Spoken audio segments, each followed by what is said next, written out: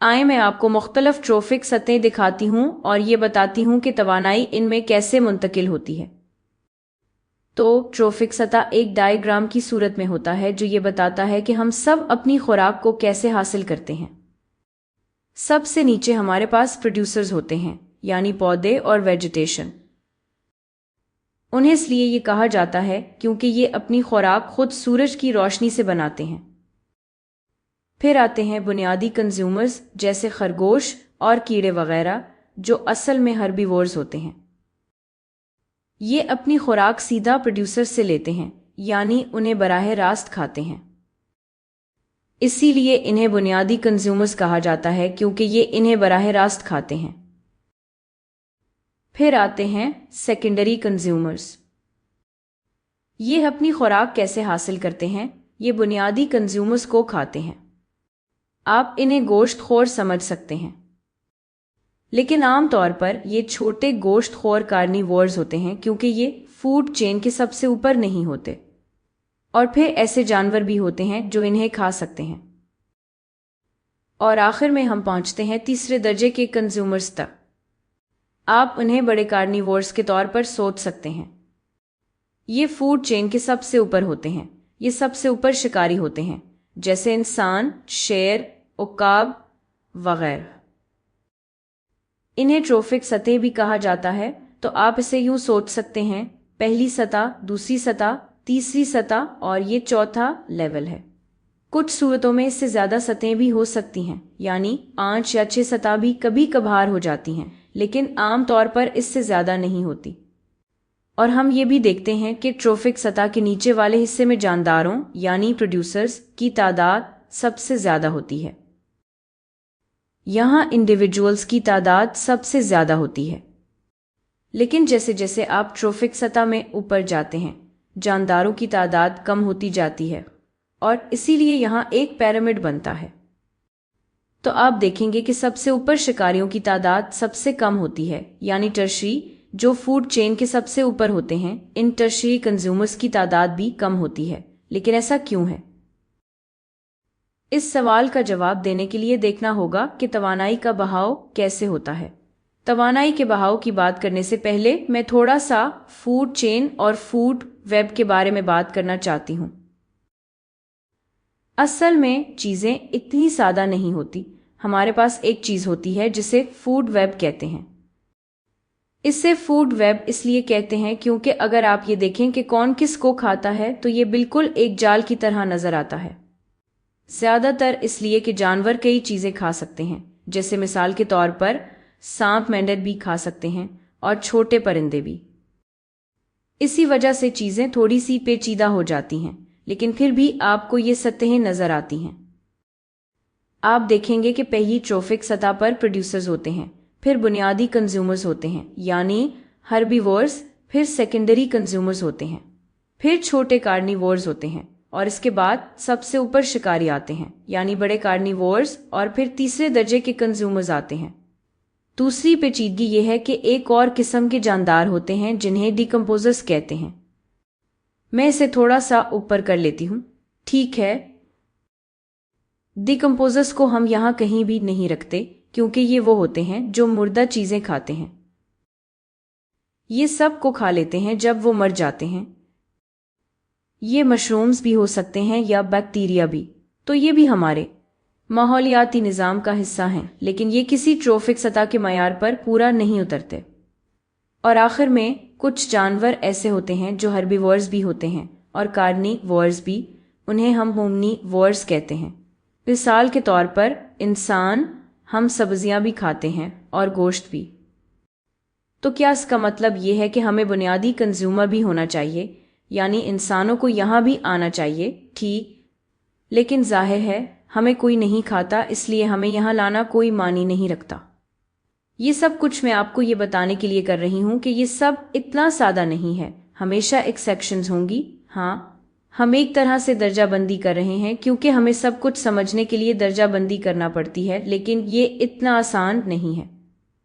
چیزوں میں ایکسیپشنز ہمیشہ موجود رہیں گی، بہت سی باتیں تصویر کے مطابق نہیں بیٹھیں گی، تو ویڈیو کے باقی حصے کے لیے یہ بات ذہن میں رکھیں۔ خیر، اب واپس اپنے اصل سوال پر آتے ہیں، ہمیں یہاں زیادہ جاندار کیوں نظر آتے ہیں اور یہاں کم کیوں؟ اور ہمیں صرف 4 یا 5 سطح ہی کیوں نظر آتی ہے، اس سے زیادہ کیوں نہیں؟ یہ سب توانائی سے جڑا ہوا ہے۔ آئیے انرجی توانائی کے بارے میں سوچتے ہیں۔ دیکھیں، ہم کھانا اس لیے کھاتے ہیں کیونکہ ہمیں توانائی چاہیے ہوتی ہے۔ تو پروڈیوسرز کو اپنی توانائی کہاں سے ملتی ہے؟ انہیں اپنی توانائی سورج سے ملتی ہے۔ تو پروڈیوسرز کو توانائی سورج سے ملتی ہے، فوٹوسنتھسس کے ذریعے۔ اس طرح وہ اپنی توانائی کو محفوظ کرتے ہیں۔ اب بنیادی کنزیومرز کا کیا؟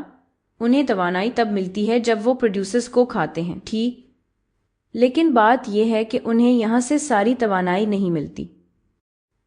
اصل میں تحقیق سے پتہ چلا ہے کہ انہیں توانائی کا صرف 10% حصہ ہی ملتا ہے۔ جب وہ کھاتے ہیں تو صرف 10% توانائی ہی وہ محفوظ کر پاتے ہیں، تو باقی کہاں جاتی ہے؟ باقی توانائی ضائع ہو جاتی ہے اور حرارت کی صورت میں ماحول میں چلی جاتی ہے۔ اور یہ حرارت کئی سطح پر بنتی ہے، جیسے جب آپ کھانا ہضم کر رہے ہوتے ہیں تو حرارت بنتی ہے، جب آپ سانس لے رہے ہوتے ہیں تو بھی حرارت بنتی ہے۔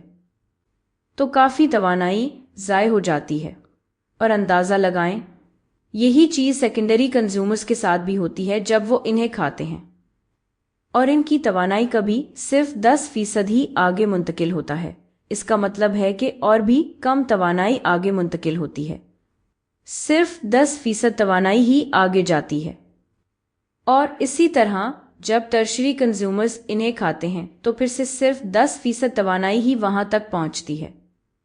تو آپ دیکھ سکتے ہیں کہ جیسے جیسے ہم ٹروفک سطح پر اوپر جاتے ہیں، توانائی کی مقدار کم ہوتی جاتی ہے، اور ایک وقت ایسا آتا ہے کہ ہمارے پاس اتنی انرجی نہیں بچتی کہ زندگی کو برقرار رکھا جا سکے۔ اور یہی وجہ ہے کہ ہمارے پاس زیادہ سے زیادہ 4 یا 5 سطح ہی ہوتی ہیں، اس سے زیادہ نہیں۔ اور اسی وجہ سے یہاں جانداروں کی تعداد بھی کم ہوتی ہے، کیونکہ اگر یہاں سب سے کم توانائی مل رہی ہو تو پھر کھانا حاصل کرنا بہت مشکل ہو جاتا ہے، آپ کو بہت زیادہ کھانا کھانا پڑتا ہے، اور اس لیے فطری طور پر اعلیٰ شکاریوں تک ایوالو ہونا مشکل ہوتا ہے۔ اور اسی لیے یہاں ان جانداروں کی تعداد سب سے کم ہوتی ہے، جبکہ یہاں انہیں سیدھا سورج سے توانائی ملتی ہے۔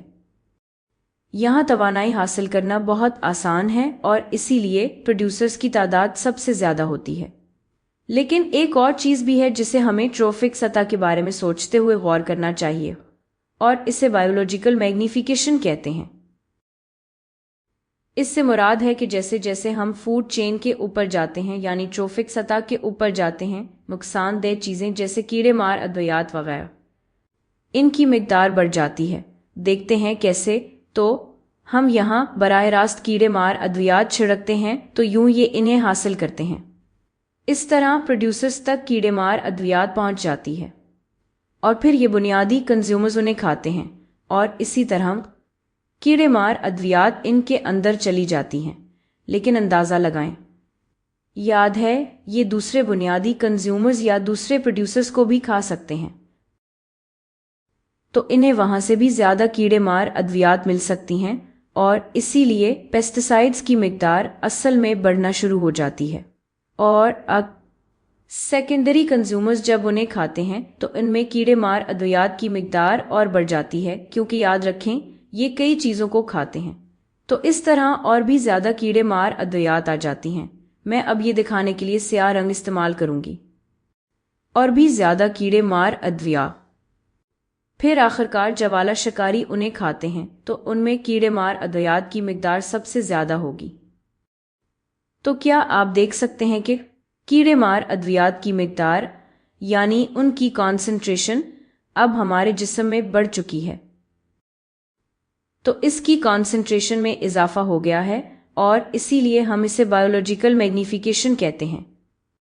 تو جتنی نقصان دہ چیزیں ہمارے جسم میں جاتی ہیں جو زندگی کے لیے اچھی نہیں ہیں، وہ بھی بڑھتی ہیں، اور یہی وجہ ہے کہ ہمارے پاس زیادہ ٹروفک سطح نہیں ہوتی، اور اسی وجہ سے ان جانداروں کی تعداد بھی بہت کم ہوتی ہے۔